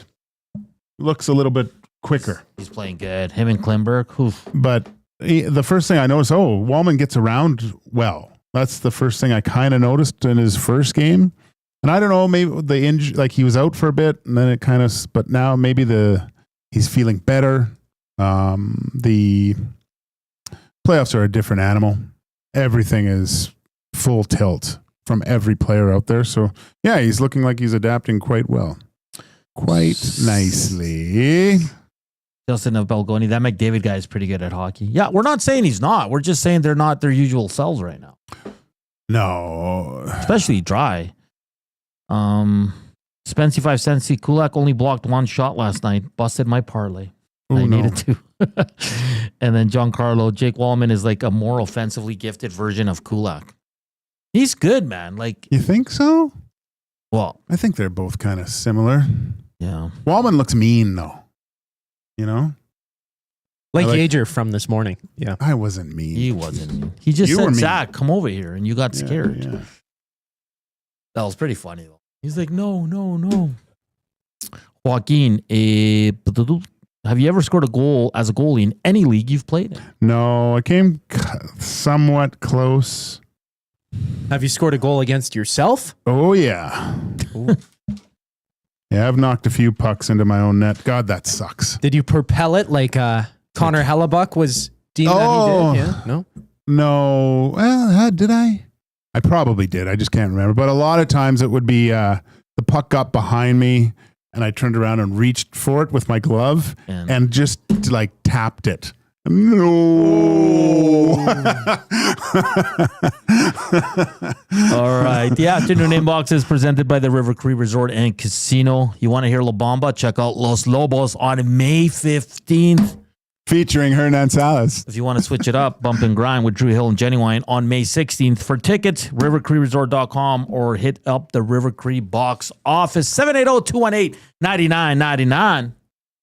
Right. C-Run. Wallman doing the gritty in Detroit created a viral trend with the young Timbits. Didn't he score an OT winner and did the gritty? It was an overtime winner and he did the gritty. He's done that a few times. He's a big Fortnite guy. I know he was on Detroit and did the gritty. I didn't know he played on the St. Louis Blues. Oh, I didn't even know he played for Detroit. So, so yeah, I remember that. I remember the gritty. Yeah. That was great. Gritty. Wheeling and dealing. Giving his opposition the blues. The blues. While he's streaking down the ice like hot orange and blue flames, like the oil. Let's go. 222, live from the William Huff Studios. We're back after the break. We'll continue the hockey talk. We'll talk some Elks as well. Mark Korte, 240. Here's Koob, Sports Update.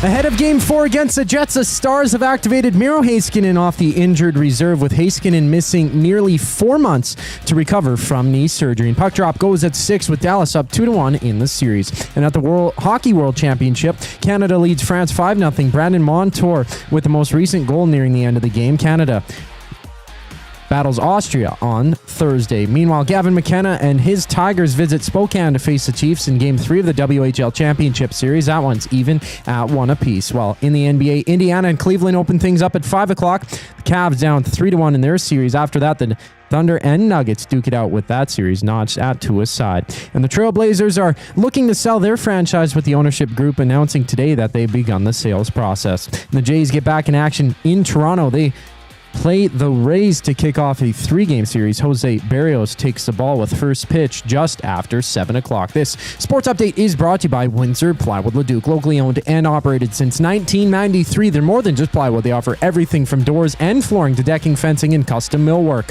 Windsor Plywood Leduc. They're the experts you need to know. Hernan Salas and Joaquin Gage roll on with EST Afternoons when we get back from break. I'm Zachary Koob Kubusch, and you're up to date. Your home for great performances is the River Cree Resort and Casino. My mother used to let us not lock the doors. She's like, if you're locking the doors inside of the house, it means you're doing something you shouldn't be doing. Yeah, that's why we lock the doors. Host of the Bad Friends and Whiskey Ginger podcast, don't miss Andrew Santino, Freeze Peach, live at the River Cree May 22nd. Michael, what are you doing? We have locks on the outside of the house to keep criminals from coming inside. There's no criminals inside of this house. Yes, there are, Karen. Get your tickets at rivercreeresort.com. Excitement, bet on it.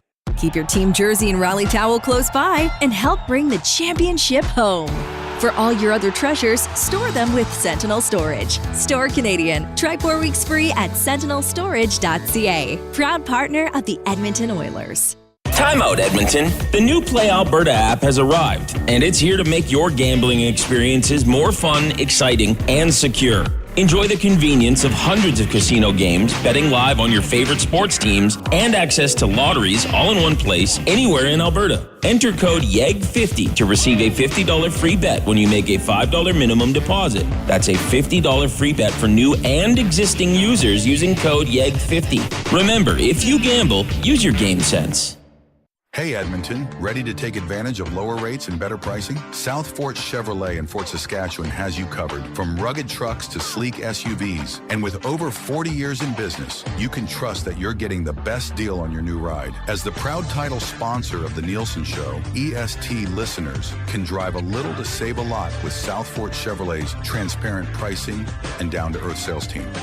Visit us today in Fort Saskatchewan or online at southfortchev.com.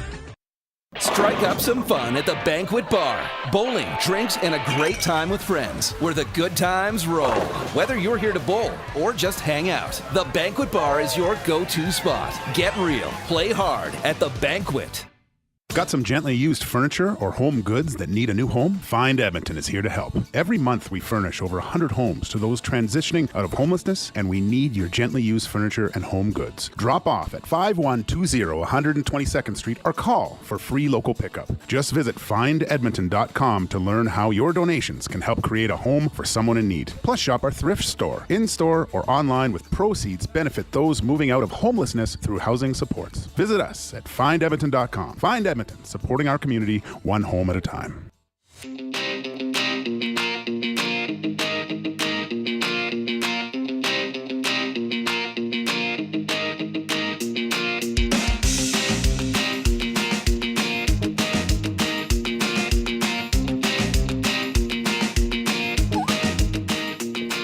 It's 2:27. Welcome back to EST Afternoons here on Edmonton Sports Talk, presented by Play Alberta. It's been a fun show, man. It's always great when the Oilers win. No negativity. Everybody's just feeling good. It's kind of relaxed, hey? Yeah, it's nice. Tomorrow will be, Tomorrow when they clinch, it's going to be a party. Wednesday we should night. have the Canada game. Oh, it's over. Canada beats, I don't know if anyone's recording this game, but I don't think anyone cares, to be honest. Canada and France, no. Canada beats France 5-0. I think Koob probably already mentioned that, but who's France's best goalie or like best player? I don't know if there's a single notable player. I'll tell you who it is. There is a French goalie who played in the NHL. Huey.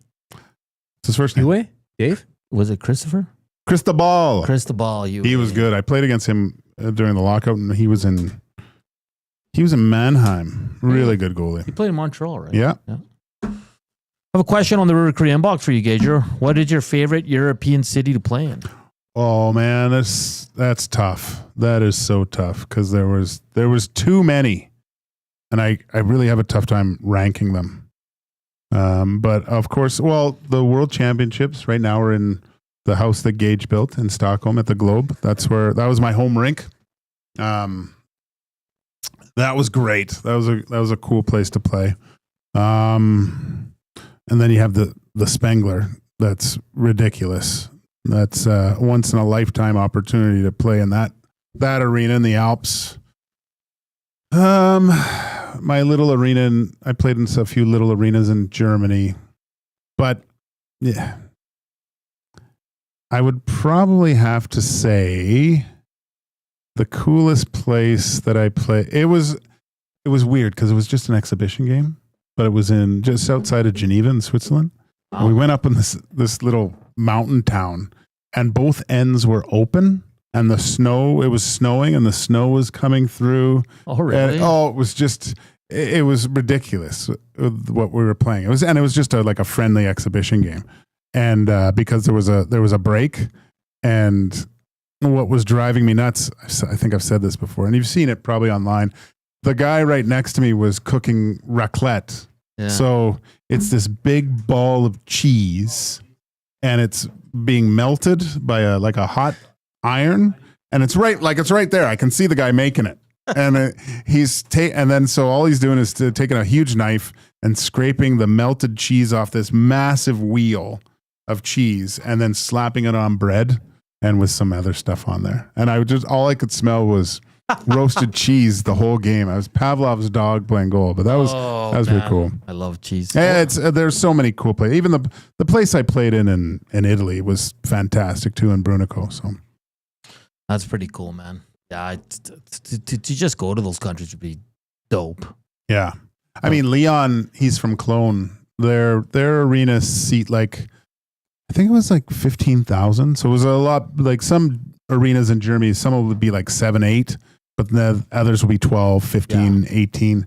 He was hit where I think he played was like a 17-seat arena. That got rocking pretty good. That's awesome. What would you say like is the most strangest or weirdest arena that you've played in or been to? Probably when I went, like in Germany, you had these cup games where you'd go play other teams. We went to play Dresden, and this is way over across the wall, like in Eastern Germany, where it looks like a dystopian novel, like there's decrepit buildings and stuff. And the glass, it was chicken wire still. And between the second period, it got a little rough, and I got hit with something. A fan threw something at me, and it was a Swiss Army knife. Wow. But the other side hit me, like not the knife part. Yeah. I'm like, oh my God. Open? Or it was open. Yeah, it was open. Wow. Yeah. And I still got it. I took it. That's insane. Yeah. European fans are different, man. They just are. That's the way it is. It's the soccer, the hockey. It's unreal. Unreal. And of course, Dusty's been down there for the Spangler, says the crowds are amazing. Drinking, singing all game. Yeah. We need to incorporate that more here in North America. I think there should be a section where you just stand. Yeah. Put the bars on and you stand. For sure. 100%. Yeah. And you can do the wave in that section or no? No way. Sorry. The Elks, day 3 of practice. They put the pads on today. Ooh. I heard there was a little fisticuffs. Was there? Yeah, always is when you put the pads on, right? Yeah. You got 75 dudes battling for their profession. Yeah. It's going to happen. So interesting times for sure. I love it when the pads went on because the one-on-ones, Gager, I'd get up right in there to watch. Oh, man, it was awesome. The trash talking. It is absolutely fantastic. But we're just going to hear a few clips from Coach Mark Killam. Let's start with he was asked just on the first couple of days and what he's seen from Mr. Trey Ford. Yeah, I mean he is taking command of things. He did the work in the offseason. We talked about that. But it's a work in progress. When you actually get out here and you're still pushing through concepts every week, they're putting in more stuff every day. So I mean, I think with the more volume added on that side, we've just got to continue to work. But I like what I've seen so far. Yeah, and Trey spoke the other day, I think on Sunday, said he's learning the new playbook. Everything's going well though, and we'll hear from Mark Korte in a couple of minutes here. But it's a good sign. I love that Trey Ford's getting the opportunity to show what he can do, and it's a big season for him. I mean, there's a lot of pressure now. He's got to show it, right? And we know it's going to kind of go up and down. That's what happens with young quarterbacks. But as long as you can stick with them, because you can't pull a quarterback every time he plays bad. No other team does it. They did it a lot here when Chris Jones was here. One of the players. Sorry, were you gonna? No, I like just the quarterbacks of the CFL is, I think, one of the most interesting things going into the season. I mean, just down south, how's Vernon Adams going to look? Like, I'm kind of curious. How's Vernon Adams? How's Rourke with a full training camp? How's Davis Alexander? Now he's the main starter, the go-to guy, right? There's so many good quarterbacks. It's the CFL, the quarterbacks, the groups are all great. Like, they're great. This is the best crop of quarterbacks we've seen in a long time.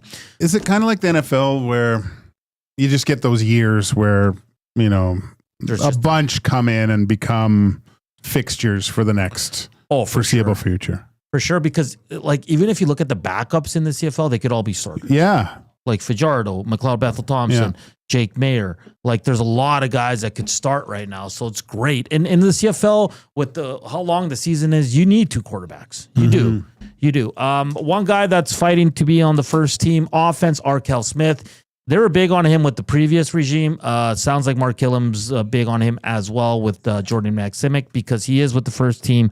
And here's his comments on Arkell Smith and what he brings to the table. I think he's explosive. He looked like his body. He's looked like he's had a great offseason. He's put some time in. He has some familiarity with Trey and some of the other players that were here before. We're trying different combinations of guys in different spots right now, but he's picking up what we're throwing at him. Yeah. That's Arkell Smith. Played a little bit last year. He's a good receiver. He's one of Trey's roommates. He's a really good guy. So we'll see. They're probably going to mix in Zach Mathis and Odom Dukes as well, and maybe some American rookies that are here at camp throughout the 2 preseason games and all that. But right now, it looks like he's the front runner. So it's going to be good. This one I had to put in here because he was asked on what he needed to see change when he came in, and like what, he saw this team struggle for years, and just on the changes to the organization. And this is Mark Gillum. How long you got? A lot. Leave it at that. Again. How long you got? A lot. Leave it at that. He left it at that. So, yeah, a lot of things had to happen in terms of culture and bringing in the right players and bringing in the right staff. And I think he's done so. I was talking to Aaron Grimes. He came up to me and he apologized. He couldn't join us. I think we requested him. I'm like, why are you apologizing? I know you're busy. He's like, He's like, anytime after camp, we'll be ready to go. It's just we have film meetings like all day. So I was like, oh, wait, don't apologize. You're good. But that was a little bit of Mark Gillum on Trey Ford, Arkell Smith, who looks to be the front runner for that fifth receiving spot. He's an American guy, but he played a little bit last year. So if you follow the Elks, you know who Arkell Smith is, and just kill him. I thought that was funny when saying how much time you got about all the issues the Elks had before all this new regime came in. So it's going to be good times. Looking forward to the season. It's Fan Day on Saturday. They'll be in Sherwood Park. I know Maddie's going to be down there broadcasting live from noon to 2. So go hang out with him as well. Hopefully it's a nice day. And hopefully it's a great turnout. It's a great time to meet the players and the staff and have a little bit of fun. 2:36. We're going to get out now because Mark Korte's going to join us. He only has a limited time as he has meetings as well. So we'll talk to the big guy after signing another extension with the Green and Gold. He's switching positions and he's a good old Alberta boy. So we'll get his thoughts on the Oilers as well. And of course on camp. That's all coming up here on EST Afternoons. 161, still 39 away for La Bamba. We got 194 watching. So time is ticking, Nasties. Time is ticking. Here's Koob. Update time.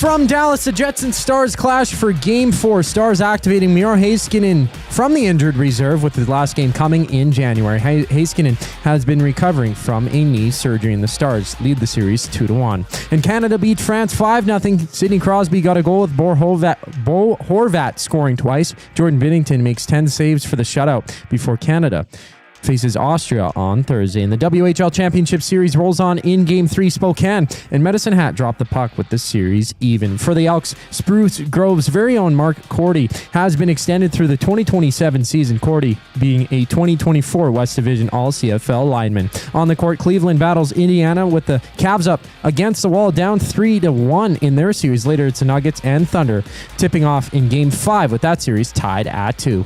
In Toronto, the Jays and Rays have their series opener. Toronto giving Jose Berrios the ball with first pitch just after 7 o'clock. And Mark Korte joins us on the other side of the break here on EST Afternoons.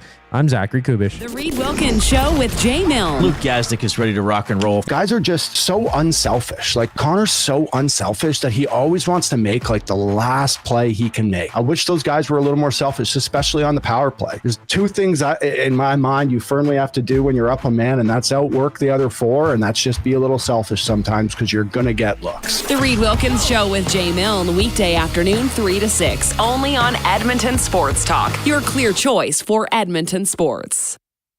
Your home for great performances is the River Cree Resort and Casino. My mother used to let us not lock the doors. She's like, if you're locking the doors inside of the house, it means you're doing something you shouldn't be doing. Yeah, that's why we lock the doors. Host of the Bad Friends and Whiskey Ginger podcast, don't miss Andrew Santino, Freeze Peach, live at the River Cree May 22nd. Michael, what are you doing? We have locks on the outside of the house to keep criminals from coming inside. There's no criminals inside of this house. Yes, there are, Karen. Get your tickets at rivercreeresort.com. Excitement, bet on it. You've heard the name, but what does it mean? For over 66 years, William Huff Advertising has supplied signage from screen printing to digital to LED with design, production, and install in-house. It's a one-stop shop for all your signage needs. Edmonton owned and operated, William Huff has been trusted by the biggest companies and teams in the City of Champions and many others across the country to do the job. If you're looking for a way to get the word out about your company or event, they are the answer. Go to www.williamhuff.com. Their results speak for themselves. Play more tables and games. Play more tables and games. Make the most of your bad game. Oh, you want to, you need to, you know just what you gotta do. It's time to add some fun to your life. Make the most of your bad game. Play more tables and games. PlayMoreGames.ca.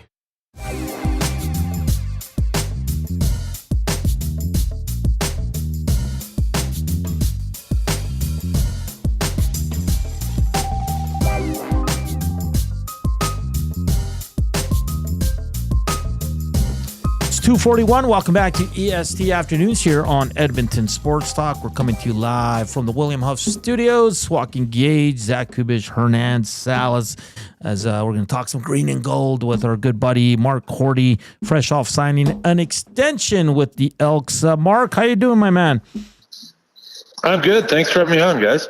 Yeah, for sure. Mark, I know it's a busy time for you guys with camp. How just talk about the extension with the green and gold. You've been here since 2022. It's been some rough seasons, but it looks like you guys are about to turn that corner. What does it mean for you and your family to be committing to Edmonton for a few more years?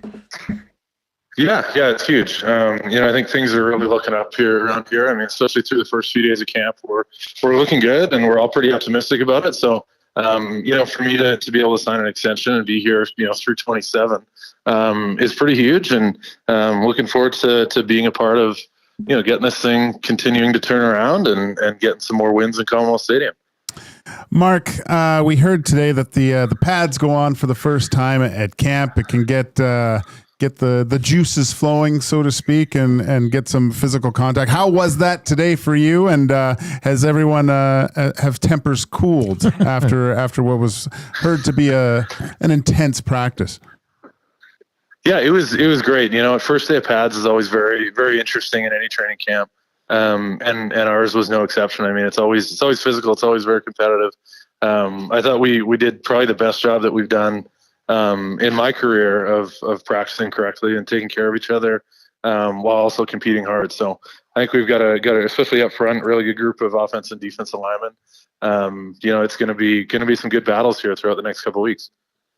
Mark, position swap for you, moving from center to guard. Dave Beard's back. It looks like you guys got, Ivy, Boyko, guys you played with. McKellar's on there now as well. But what does this move mean for you? I know you've played it before, but how comfortable are you there? And how's the welcome addition of David Beard been so far?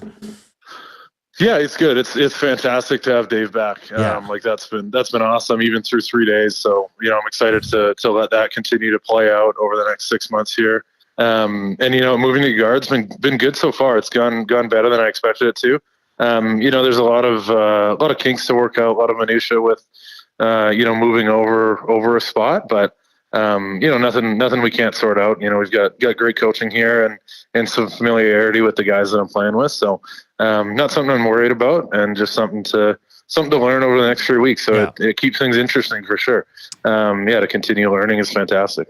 Mark, obviously you went to the U of A, part of the Bears program, and now back with the Elks.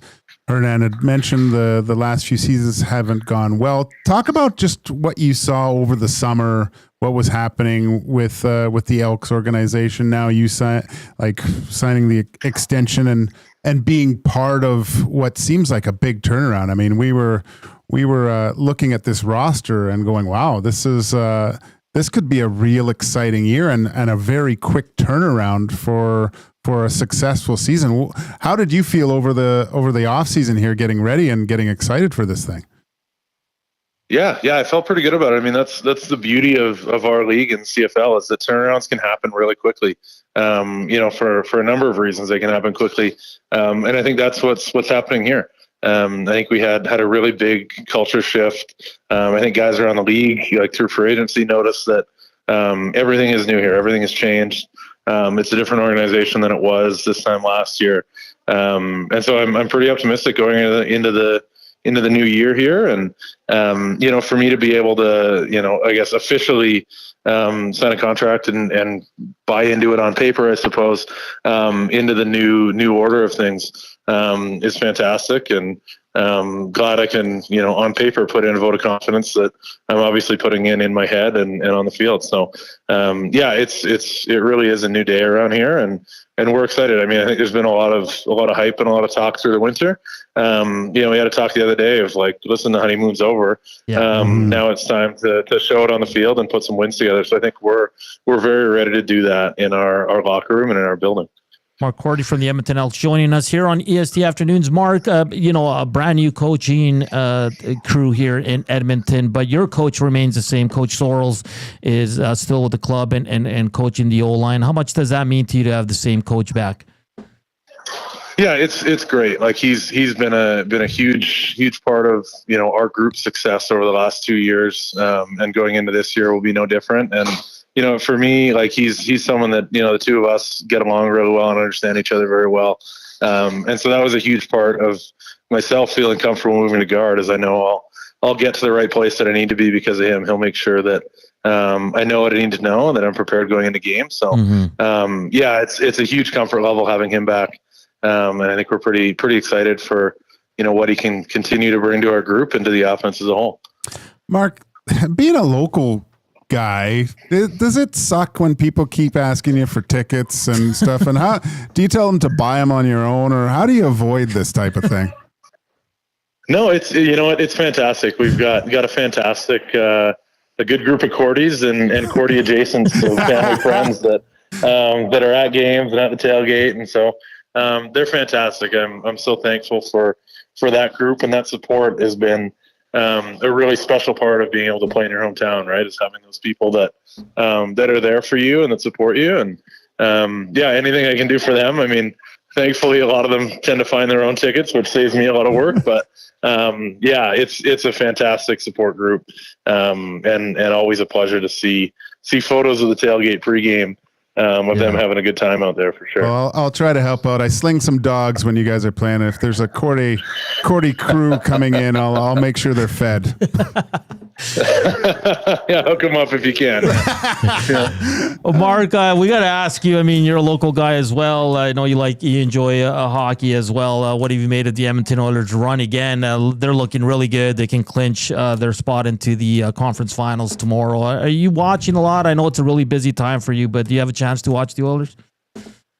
Yeah, absolutely. Like before camp, I'm on the couch every game watching them, especially through the playoffs here. And then, training camp gets a little busy, but like last night we got out of meetings at about 9:00 and hurry home, catch the third period. So, a ton of fun just watching that and watching the effect that it has on the city as a whole and on fan bases is, for us over here, it's like, people in Edmonton love sports and they love winning. And so if you can give them that, they'll give everything back to you. So it's a good motivator too, to see what success can bring in Edmonton. For sure. And Mark, I got to ask you this one. The big guy, Dave Foucault, has moved on. I think he signed in BC. People always ask me, like, who was like the funniest guy you met with the Elks? And Foucault was top 3 for me. Just under the radar, funny, just a big lovable guy. What did he mean playing for you, alongside him, and how much are you going to miss that big guy? Yeah, it was a blast playing with him. He's just, especially the way things went like last year and the year before, of someone that can lighten up the room a little bit and get people in a good mood. He's just a fun guy. So, we miss him in the room for sure. He had a certain impact, and he was, like you said, probably one of my top 3 funniest teammates all time. So, we're trying to fill the void here humor wise, but wish him all the best. He's a great dude. Oh, awesome stuff. Mark, I know you got to run. Thank you so much for taking the time. Congratulations on the new deal, and look forward to seeing you in the regular season, my friend. Absolutely. Thanks, guys. Appreciate it. All right. That's Mark Korte, offensive lineman for the Edmonton Elks. Just a good dude, man. Great guy. Yeah. His family's great. They have a tailgate spot. They all wear Korte jerseys. Okay. I got to check these guys out. They're a big crew, man. And the dad's a great guy. I've met him a few times. So cool. They're a lot of fun. So good times. That was fun. I love talking Elks. Thanks to Mike Curry for hooking that up. And then we roll on, Joaquin. I got another question for you from the Nasties. Okay, shoot. Well, actually, it's not a question. I saw a game in Espoo, Finland 10 years ago. The one section of the crowd sang the entire game like a soccer game. It was awesome. That's from Troll. You ever played there? In Espoo? Yeah. No, not in Finland. But I played in Oulu, where Puljärvi's from. But look, I always say this to people.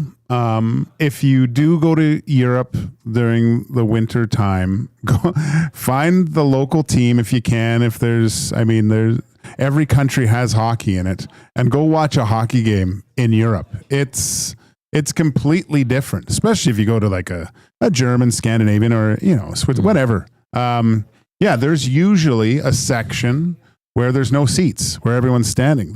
And just like football, there's a section for the visiting fans. Yeah. And where I played in Germany and in Sweden, like they sang the whole game.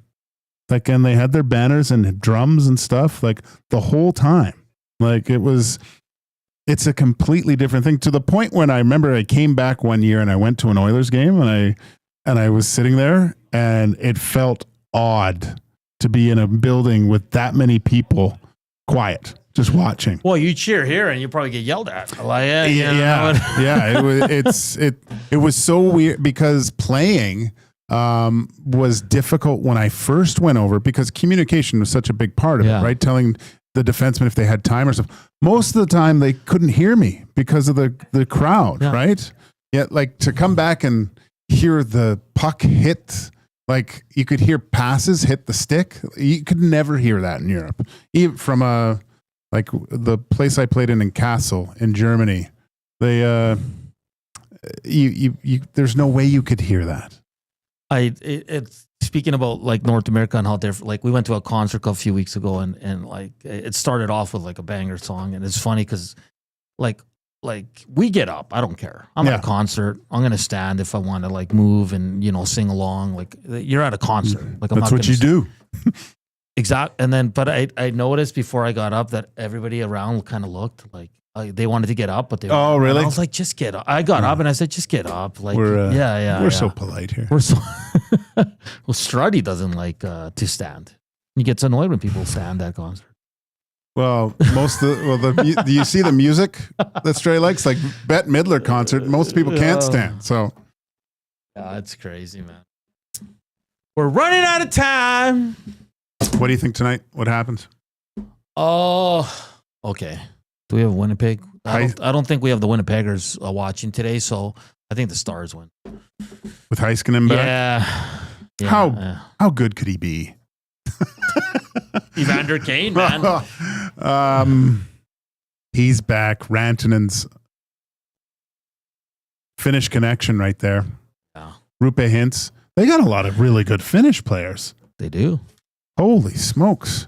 They do. The afternoon inbox is presented by the River Cree Resort and Casino. Check out the Tap 25 restaurant, $18.99 prime rib special, available 7 days a week from 11:30 a.m. to 11 p.m.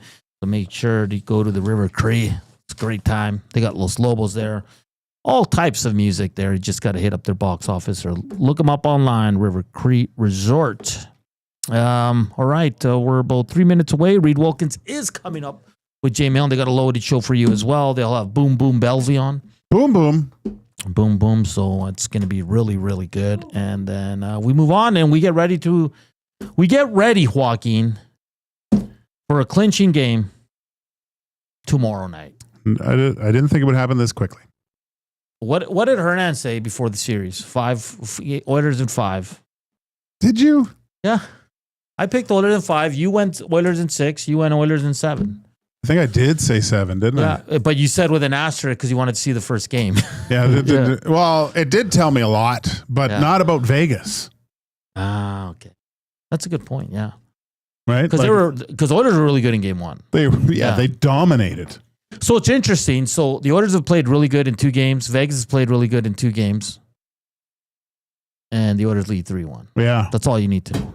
That's the goaltending difference, man. You got to remember Cujo? Like he would steal a game here or there in a series, right? Pickard stole a game. He did. He sure did. 184 thumbs up. We're not going to make it. We had a plan. We put it out. You can go watch the game 1 episode where Gager and I said we didn't want it to get old. We decided on the first win and the series win to Singlo Bomba. I was going to do it today if we hit 200. We did not get there. Even though we had over 200 watching for most of the day. So... hey, we're going to be singing it on Thursday. Oh, we better. The series win, man. Yeah. We're gonna and it's going to be even better. Like the anticipation of waiting for that is going to be great. If not, we're going to come in after the golf show and just sing it on Sunday. Yeah. So I do not sit on a throne of lies because it's out there. You can just listen to the audio. We came to an agreement for the series. So we'll do it definitely when the Oilers clinch or win the next game. They win the next game, they clinch. So it's kind of pointless. So, all right. We got to get out. Big shout out to Mark Korte. He was awesome. Tomorrow we'll tee up an enormous clinching game for your Edmonton Oilers. For Joaquin Gage, Zach Kubusch, I'm Hernan Salas. Enjoy the rest of your day. Chat tomorrow. Stay tuned for Reed Wilkins, J. Milne. Shouters.